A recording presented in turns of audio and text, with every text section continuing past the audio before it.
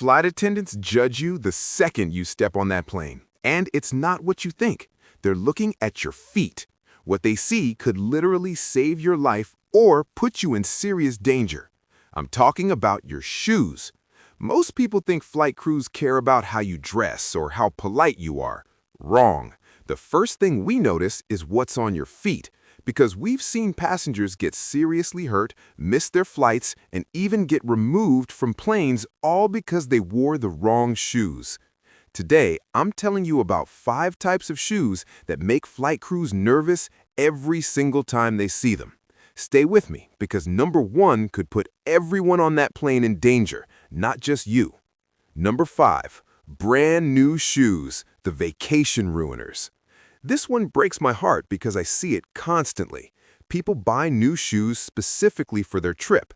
They want to look good, feel confident, maybe they're going somewhere special. So they wear those brand new shoes to the airport for the very first time. Big mistake. Huge mistake. A 68-year-old from Boston bought beautiful new walking shoes for her trip to Italy. 3 hours into the flight, she was in tears. Her feet had swollen so much she couldn't get the shoes back on after taking them off to get comfortable. She had to walk off the plane in her socks and spent the first 2 days of her vacation limping through Rome instead of exploring the Colosseum. Here's what happens.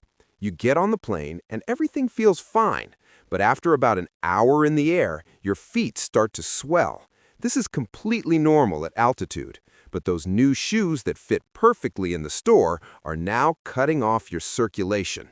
At 35,000 feet, your feet can swell up to a full shoe size larger.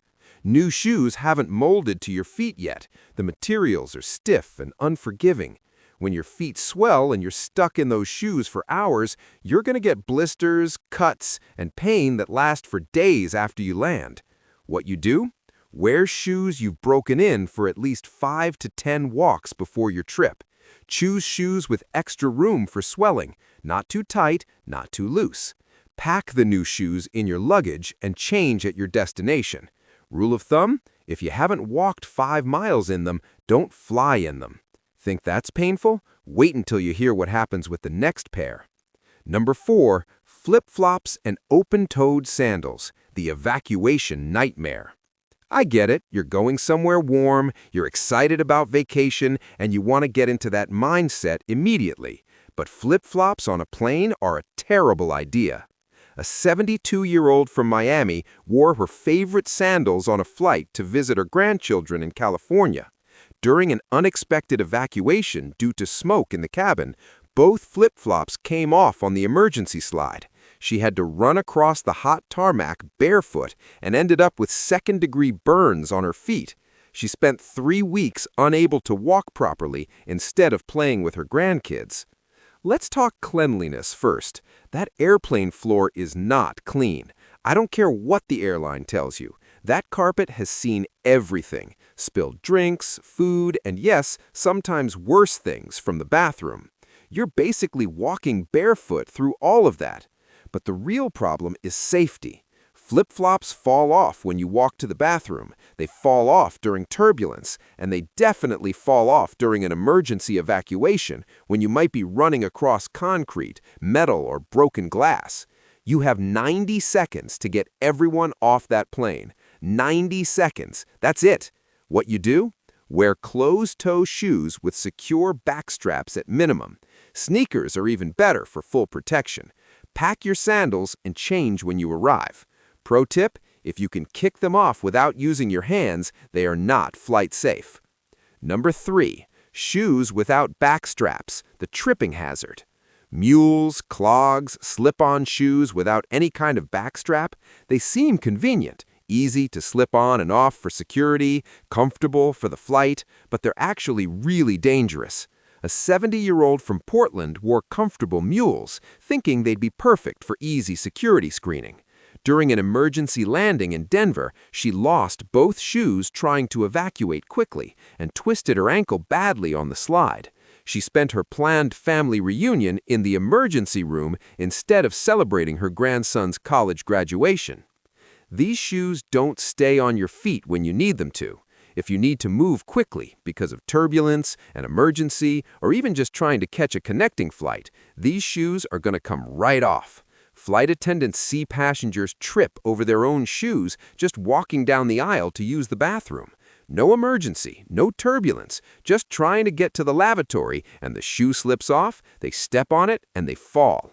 During an actual evacuation, those shoes are gone immediately. You're barefoot when you need protection the most. What you do?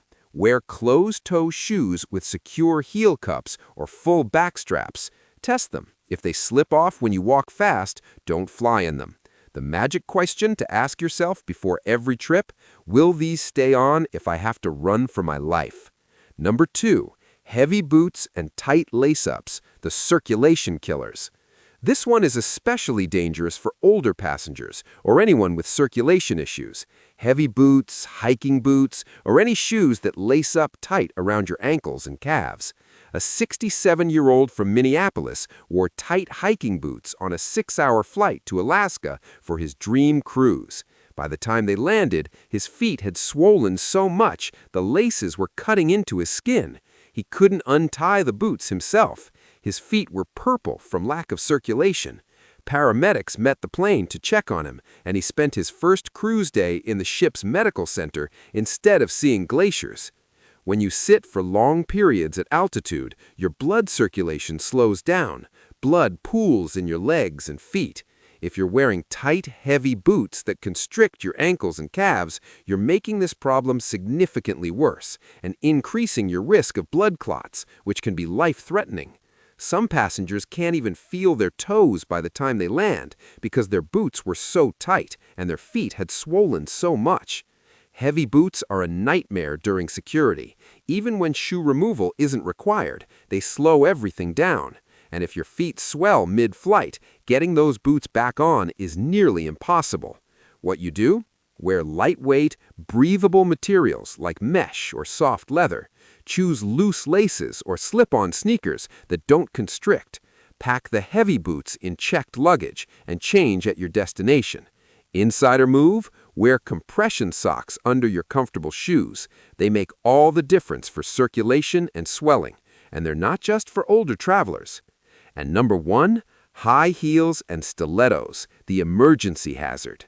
If you're wearing high heels on a plane, you're not just putting yourself at risk, you're potentially putting everyone else at risk too.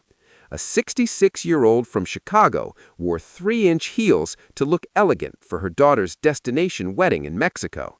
During moderate turbulence, she fell walking back from the lavatory and sprained her ankle so severely she had to be wheeled off the plane in tears. Her daughter's wedding photos show her in a wheelchair instead of dancing at the reception. In an emergency evacuation, the crew will tell you to take your heels off before going down the emergency slide. Not ask, tell. Because high heels can puncture the emergency slide and make it completely unusable for everyone behind you. Think about that. In an emergency, when every single second counts, you're stopping to remove your shoes while people are evacuating behind you. You have 90 seconds to get everyone off that aircraft. That's the rule. But even without an emergency, high heels are dangerous on planes. The aisles are narrow, the floor can be uneven, turbulence while walking in heels, and you're going down hard. Flight attendants have seen women seriously injure themselves just trying to reach the bathroom. Sprained ankles, broken bones, head injuries from hitting armrests on the way down.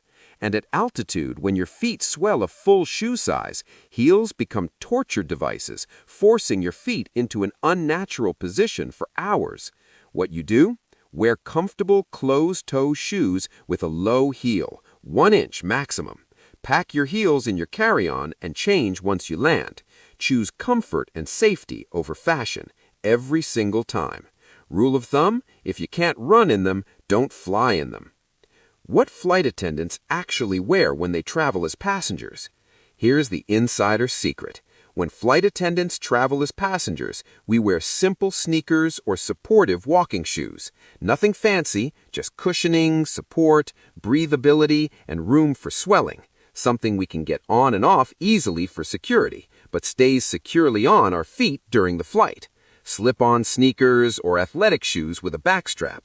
Think Skechers, cushioned running shoes, or supportive walking shoes.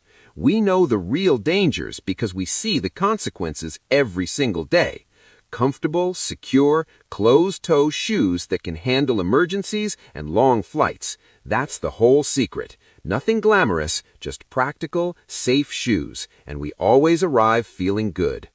Look, I'm not trying to be the fashion police. I'm trying to keep you safe. Flight crews have seen too many passengers get hurt, miss their flights, and have their vacations completely ruined because they wore the wrong shoes. Your shoes might seem like a small detail, but at 35,000 feet, small details become big problems very fast. The right shoes mean the difference between a comfortable flight and a painful one, between arriving at your destination ready to enjoy every moment and arriving injured, exhausted, and in pain.